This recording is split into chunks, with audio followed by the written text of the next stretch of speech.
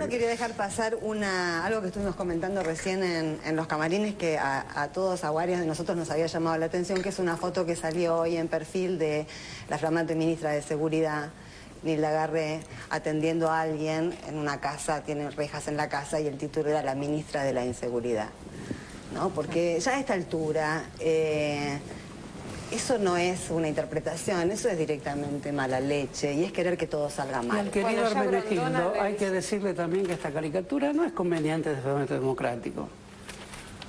La ministra con bigote. La verdad que es una falta de respeto, pero siempre hay que decirlo, por parte del gran caricaturista argentino. Sí, cada vez que se habla de... Vos discúlpame, yo no soy amiga de Sabat y tampoco lo admiro tanto realmente, pero veo que cada vez que se habla de Sabat, desde aquella caricatura del 2008 de Cristina con Néstor incrustado dentro de su cabeza, cada vez, incluso yo escribí una nota, y cada vez que se habla o se cuestiona o se critica algo del contenido editorial de las caricaturas de Sabat, uno se ve obligado a primero decir 4 o 5 palabras elogiosas, ¿no?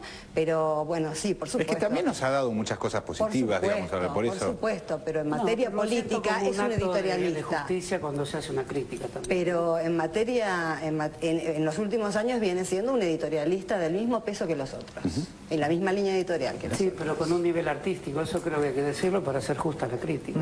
Bueno, Grondona hoy en su editorial a La Nación dice directamente que Garré ya fracasó. Ya está. No, lo dice así abiertamente. Y no le hizo dibujito, nada. No le hizo dibujito, nada, pero bueno, hace un pronóstico clarito. Ahora, yo quería decir una cosa con respecto a lo que planteaba el informe de que el juez Rafecas decidió. En realidad, hace una semana, el lunes de la semana pasada, ordenó que se perimetrara el territorio, digamos, del club que está ocupado en Villa Lugano. Porque hay un boquete en la parte posterior de este club donde la gente entra y sale y van entrando materiales para poder hacer sus casas. Esto no se cumplió.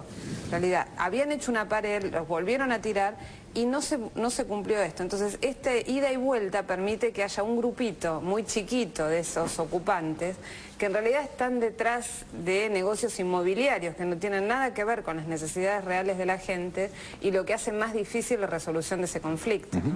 Parece que ahí hay un tema que no se sabe muy bien cómo resolver, que el tiempo está dando tiempo para resolverlo, pero que es complejo realmente. Hace unos 20 días en una editorial de Tiempo Argentino escribimos que el problema a resolver en los próximos años era la infraestructura de la pobreza, y eso incluía la política de viviendas y la política cloacal, la política de gas, de servicios. Después estalló lo del Parque Indoamericano, y me parece que también hay que entender el conflicto indoamericano en etapas, ¿no? En la década de los 90 estalló aquel sector obrero que se había quedado sin trabajo.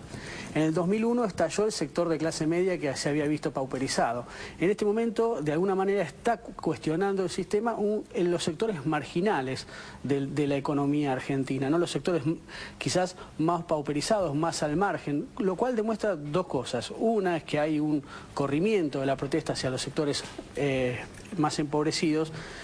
Dos, que hay respuestas. Hoy en la etapa de Tiempo Argentino el gobierno anuncia 100.000 viviendas en los próximos años, y eso me parece que tiene que ver con una política de resolver los problemas a medida que vayan apareciendo. Sí, me parece que, perdóname, pero es medio tarde, digamos, anunciar hoy 100.000 viviendas pero me parece que para los próximos años te muestra que ha habido un déficit de parte del gobierno en la resolución. Sí, es cierto, de una demanda. Hubo un déficit, pero también es cierto que hay procesos graduales en los cuales vos vas resolviendo algunas cuestiones y otras te quedan afuera. La cuestión de la seguridad también te quedó afuera durante mucho tiempo, y te quedó afuera durante mucho tiempo fundamentalmente porque el progresismo nunca tuvo política de seguridad y le tiene miedo a la palabra seguridad. El progresismo tiene miedo a la cuestión del orden y a la cuestión de cierto ordenamiento que tiene que ver con lo delictual. Y es lógico que tenga miedo porque la policía bonaerense, la policía federal son ejércitos y son en algún punto cuerpos que están ligados con lo delictivo, con lo mafioso. Entonces me parece que es fundamental también, al mismo tiempo que reconozco la política de vivienda, reconocer el Ministerio de Seguridad, porque me parece que lo hacen desde un lugar de sentido común, desde el progresismo, y metiendo la mano en lugares donde hay mucha, pero mucha negrura, mucha, pero mucha agua podrida, donde las fuerzas de seguridad están cruzadas con la prostitución, con el juego, con el tráfico de drogas. Ahora, ¿con eso cómo te metes? Bueno, me parece que es interesante que por primera vez en la democracia argentina también lo haga un gobierno que se dice progresista y que además no tiene miedo a la política de seguridad y no tiene miedo a confrontar con la política de seguridad. Me parece que para meterse efectivamente en ese problema, que es otro de los grandes capítulos que si se atraviesan adecuadamente cambia la historia nacional en su conjunto. Totalmente. Hay que sostenerlo con una política de vivienda novedosa, con una política de vivienda que se anime incluso a fundar nuevas ciudades en La Pampa, que desarmen el conurbano, todo lo que hay de poder policial oscuro y corrupto.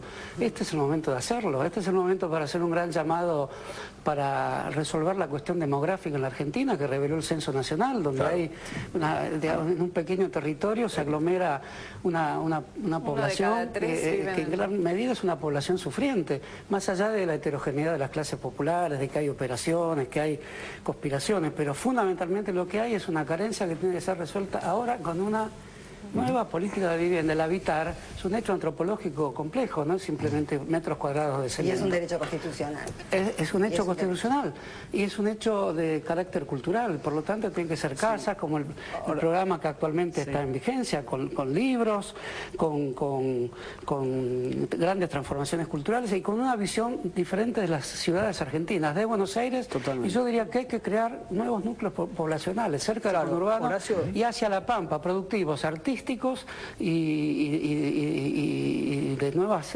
características vinculadas al territorio.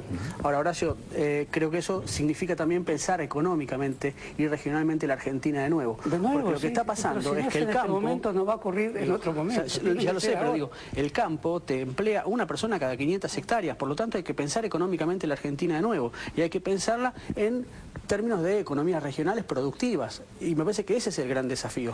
Por eso digo, en estos 7, 8 años muchas cosas se han pensado en la Argentina y muchas otras cosas no se han podido pensar fundamentalmente por la urgencia. Entonces me parece que una vez que ha superado la urgencia hay que pensar a proyectar la Argentina hacia... de parar ciertas cosas y de lanzar grandes programas porque es posible para un gobierno que paradójicamente tiene la fragilidad de poder pensarlo todo y fortalecerse en ese pensamiento. Sí.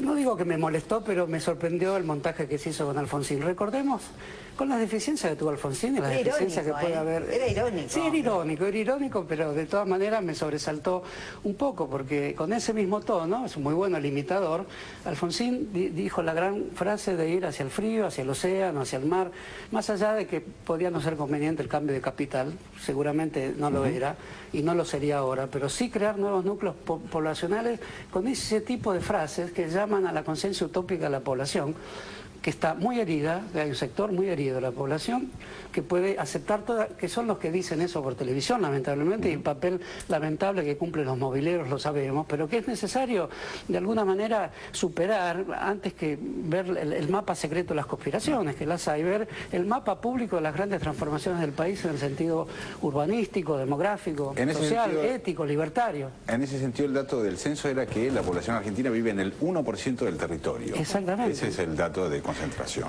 Política de tierras novedosa, es necesario trazarla ya. No, antes de dejar de hablar del Ministerio de Seguridad, yo quería agregar que así como hemos elaborado y hemos visto y hemos argumentado desde hace 10 días lo que implica el hecho de que la policía no vaya armada a las protestas, esto rige para la capital federal, para Buenos Aires, también para Formosa. Quiero decir, cuando sacamos en su momento el tema de Formosa fue precisamente porque ahí la policía fue armada con balas de plomo y esto es lo que nos molestó y esto es lo que nos sigue molestando y esto es lo que hay que aclarar. Hoy leí declaraciones de Carrió que está en contra de que la policía vaya desarmada porque dice que la gente se le va a ir encima. Más o menos así es el planteo que hizo. Bueno, ¿algo más, Barra? Me impresionó el síndrome de Estocolmo del hombre que tomaba cerveza.